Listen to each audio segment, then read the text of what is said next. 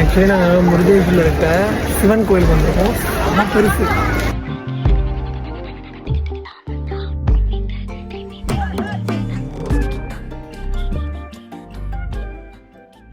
ஒரு வேக வச்ச சிக்கன் ஹெல்த்தியாக சாப்பிடணும் அப்படின்னா ஒரு நல்ல பெஸ்ட் ஆப்ஷன். எண்ணமே என் உன்னால உள்ள பூந்தது தன்னால கண்ணமே என் கண்ணால வெந்து செவந்து புண்ணாக ஏதோ நானும் வளர கொஞ்சம் காதல் வளர. பணம் வேண்டாம், புகழ் வேண்டாம், பால் மட்டுமே அஸ்தா.